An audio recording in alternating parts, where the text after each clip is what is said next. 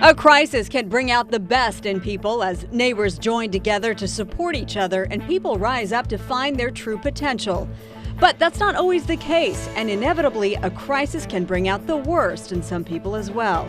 As we navigate the changing circumstances the coronavirus crisis has plunged us into, one of the most unfortunate responses has been a surge in racism.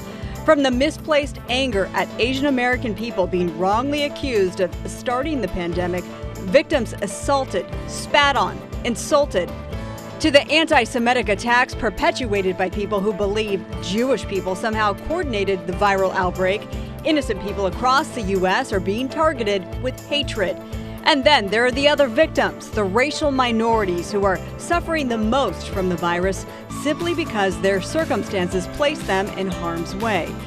We invited experts to talk to us about the coronavirus and racism. Fox 11 In Depth starts right now.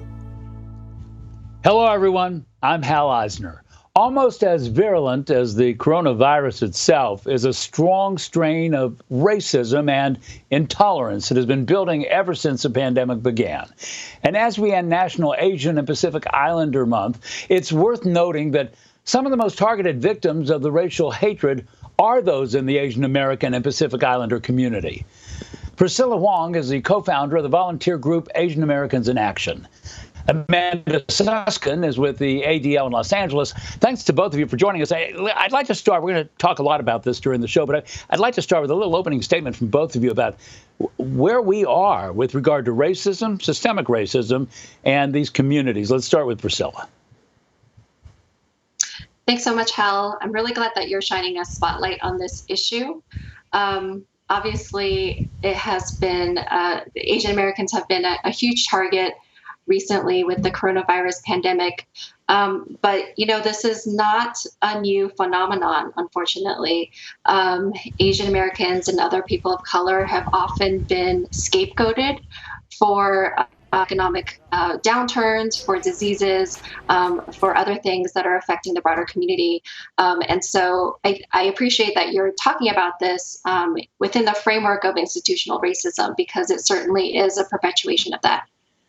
Amanda, I remember, how they've had these news conferences every day. And I remember one of the very early news conferences for LA County, there was a comment made, let's not blame a particular community for this. Amanda, why don't you pick up there? Well, Hal, thank you. That's a great way to start the segment. Through history, of course, there has been a history of people blaming and scapegoating various communities, oftentimes the Jews, which we will talk about a little bit as well today. But in this particular case, we are seeing at ADL's Center on Extremism, in particular, we're monitoring a rise in xenophobia, the fear of Chinese people. And unfortunately, that bias is being acted out against all people who are of Chinese descent or perceived to be of Chinese descent. There are many examples. Hate. There are many examples. I want to bring one up here. It's a video that was shared with us not too long ago by an Asian American woman who was confronted by a man on a local metro line who went off on a profane-laced racist rant as she stood there essentially trapped. Everything comes from China, homie. Every disease has ever came from China, homie. Everything comes from China. It's disgusting. Throw on your mask, man. These Chinese people are everything. But that is only one example. We found some shocking statistics. These come from Stop AAPI Hate, AAPI standing for Asian American Pacific Islanders. They've been collecting incident reports since around the beginning of the pandemic. Over the past 6 weeks, they've received 1,710 incident reports. 9 out of 10 respondents believe that they were targeted because of their race. 37% of the incidents took place at public venues, including streets, parks, and transit stops. And reports came from 45 states across the nation and Washington, D.C. We have some examples of some of the awful and offensive things that have been sent out on social media and in person. We want to warn you in advance here that some of these things are hard to look at. And some of this, Amanda, some of this is very challenging to look at, but this you can't sugarcoat something that's just awful. I mean, well, what are you seeing? We see both in the extremist world, which we're monitoring through our Center on Extremism at ADL, we're seeing a rise in conspiracy theories, general hatred, blaming people of Asian descent, and threatening violence. And then we see in the mainstream an uptick in hate incidents, which you just mentioned, incidents like the one you're showing. You know, Priscilla, there have been people who have been targeted, people who have been of Asian descent, Asian Americans who have been yelled at, screamed at. You can run the gamut there. Can you give us some examples of what you've experienced as far as some of this hate? So I personally haven't experienced anything directly, but I can tell you, as an Asian American and a mom, I've got 2 little boys.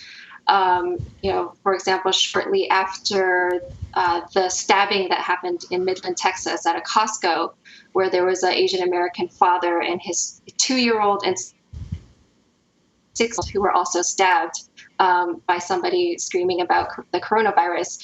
My husband and I had a conversation about, whether it's safe to take our kids outside in public. We made the decision that only one of us would go out to do our essential shopping. Obviously, with the social distancing guidelines, we also want to keep our family safe there. But, having to think very carefully about where my family is, especially in public places, having to anticipate what might happen to my kids or to myself, in an unexpected attack is certainly not something that we've had to deal with before. But I do want to point out, it's very much the reality for a lot of other people of color. I know you'll be covering African Americans and their viewpoint. But in light of everything that's happened this week, especially having that feeling of being othered and being in public spaces and being questioned about whether you belong in that space is very much a reality for us right now. Amanda, I just want you to see if you can give us a sense of why. I mean, we know that systemic racism has been there. We know that this is not a new phenom. What was new was COVID-19. We've got about a minute left in this segment. Can you kind of put those two things together for me? Racism is like a virus itself, and it flourishes in an atmosphere of fear. So when you have a situation, whether it's a social situation, an economic collapse, or a health situation, the fear levels rise, and it is unfortunately human nature to want to find an explanation, oftentimes by othering people. We are also seeing a rise in interest from communal groups that want to stand with our sisters and brothers in the Asian American community. And so, all right, Amanda, I got to stop you there. We're going to be coming back for more, but coming up on Fox 11 News in Depth, we'll talk about a different group that has been the recipient of hate attacks during this pandemic, with social media images that are reminiscent of the darkest days of World War II. We'll be right back.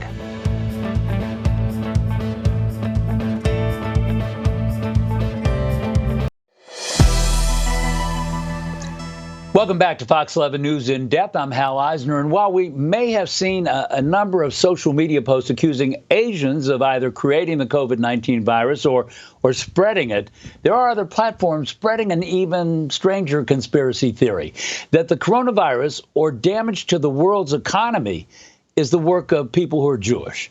One user on conspiracy site 4chan asserted that the coronavirus is a Chinese bioweapon that they failed to control, but added that Israel is spreading it to the U.S. and Europe. And anti-Semitic hatred and threats are also spreading like a virus. We're back now with ADL's Amanda Suskin, and we're joined with Richard Hirschout, the director of the American Jewish Committee. Thanks again for joining us. I want to tell everybody that once again, we want to warn you that we're going to be looking at some pictures that are ugly. They're offensive. It's hard to sugarcoat these things. I guess they are what they are. And Richard, let's start with you as our new guest. And let's talk about this for a second. What are we seeing here in the Jewish community?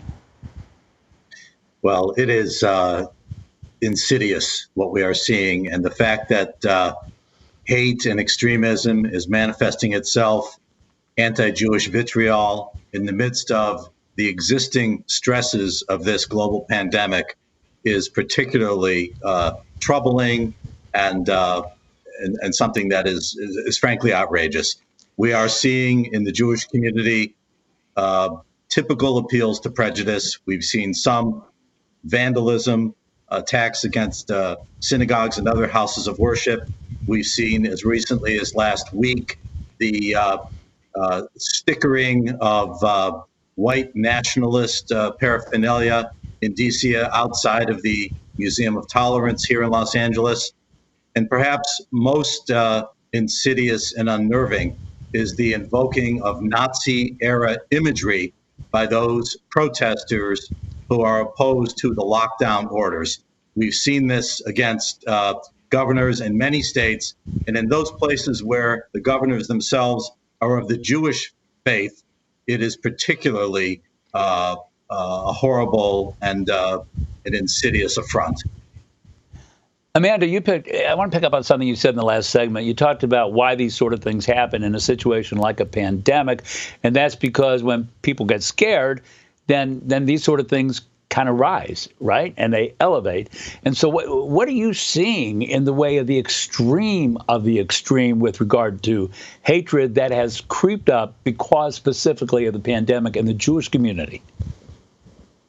So again, ADL's Center on Extremism has been monitoring the activity online that divides equally into conspiracy theories about how Jews are using the virus to spread our global domination, which as 0.2% of the population of the world is quite an alarming conspiracy theory, all the way to the conspiracy theory that Jews are profiting from the virus by manipulating the stock market, to the idea that Jews, in fact, are the real virus. And that graphic that you showed really demonstrates the latter. This, as you said, happens when people get scared. This happens in times of fear and in times of economic downturn. It's not dissimilar to what happened during the Black Plague 100 years ago. So unfortunately, this is nothing new for the Jewish community. And as we just talked about with the Asian American bias, you see it both in the extremist chatter and infiltrating and infecting the mainstream as well. Richard, when we talk about things like fear brings out racism, there are these unintended consequences. And, one thing we don't know is what lies ahead. What we don't know is everything going to get better, or is that not going to be the case? And so when you look forward, and I know your organization does that, what do you see down the road, at least in the immediate future, with regard to hate and racism as it relates to COVID-19?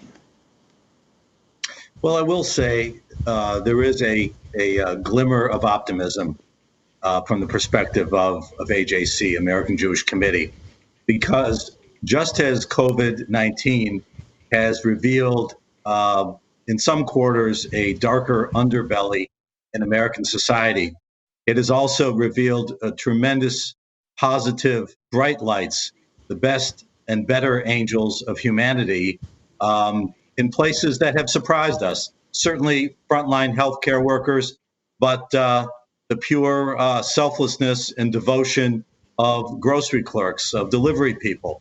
It is amazing when you think about all of these people, Richard, that have come forward and tried to do good things. In fact, at the end of this show, we're going to show everybody some people that are doing some good things. We got to end it on this note. Richard, Amanda, thank you both very much. We'll be back on Fox 11 News in Depth after the break with LA City Councilman Herb Wesson.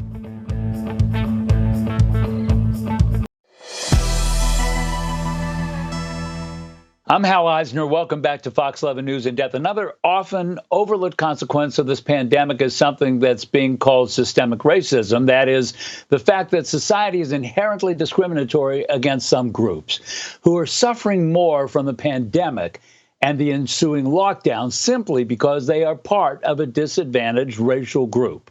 Los Angeles City Councilman Herb Wesson talked a little bit about that in a video he created. Take a look. People have demanded their freedom.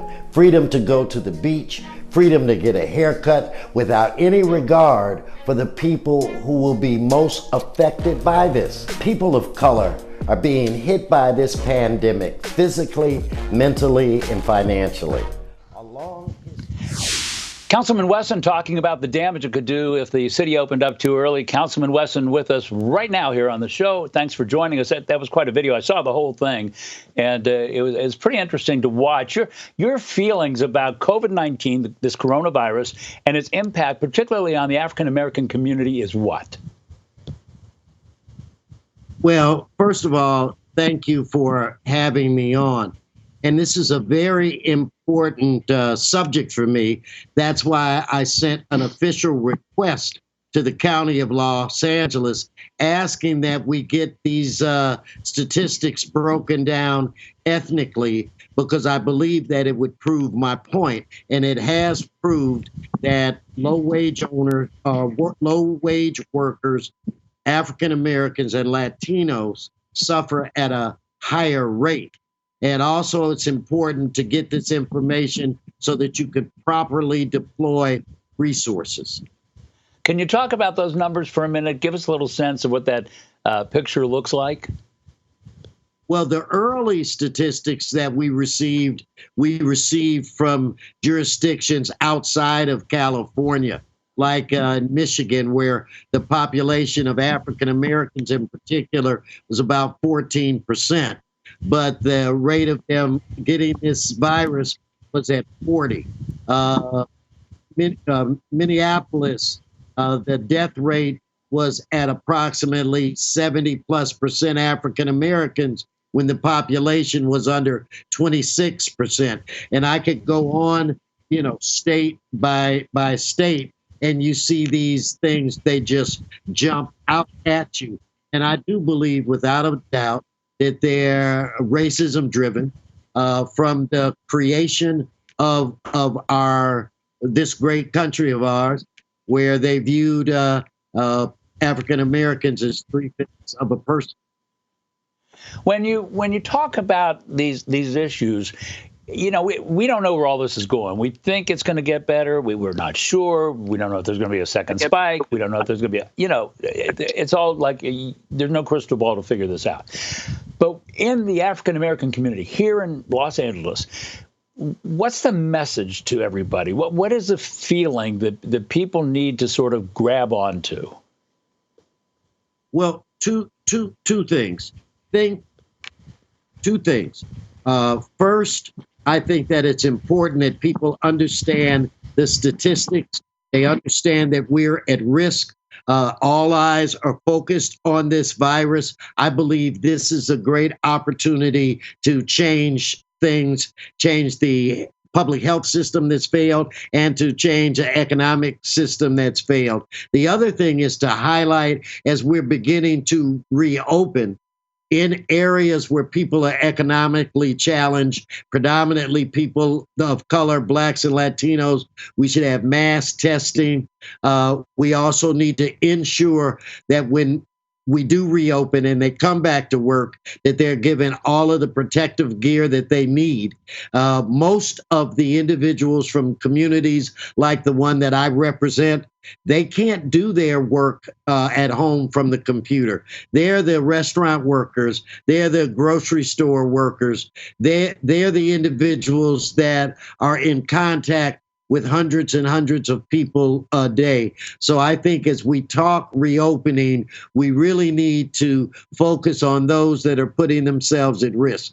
They live in places that are smaller apartments where you have more people cramped on top of one another. So going forward, I want to reopen. Everybody wants to reopen. I'm just saying, let's do it smartly, and let's be sensitive to those that we are putting back to work, and they're already in a category where they're at higher risk. And that's not me. One thing. I just want to ask you one thing real quickly, because we're running short on time. The impact on the small business person and in the Black community. Just describe that very briefly for me. Devastating. Devastating. A lot of the loans from the federal government, they're not in a position to access or draw down those loans. Many times they don't bank at your nationally recognized banking institutions. So a lot of times they're out of the game before they even have a chance to get in the game. Many of them received applications for to apply for these grants at the time the monies had been depleted. All right. Councilman Herb Wesson, thank you so much for joining us. We'll be back right after this. Thank you.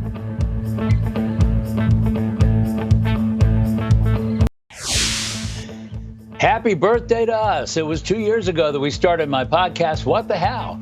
Now there are nearly 100 episodes. We've had some amazing guests and some great conversations. Check it out wherever you get your podcast or at whatthehowpodcast.com. One of those guests that was on my podcast and on this program, Fox 11 News In Depth, was songwriter Diane Warren. She talked about her Oscar-nominated songs. One of them, the emotionally charged and powerful I'm Standing With You. It was nominated for an Oscar from the movie Breakthrough.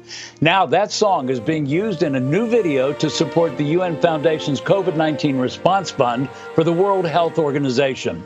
The video features more than 170 musical artists from 6 continents. And if you'd like to help, the website is right here on your screen. Hang in there, everybody. We'll get through this. And now, I'm standing with you. Bye-bye. Faith in you. When the night surrounds you and you think that no one cares about you, I'll be sending love and prayers to guide you. I'll be there through whatever you go through. I'm standing with you. And wherever you go to, I'll stand beside you. And when you feel like all the odds are all against you, and you just feel like giving up, well, I won't let you. Whatever you go through, I'm standing with you. I'm standing with you.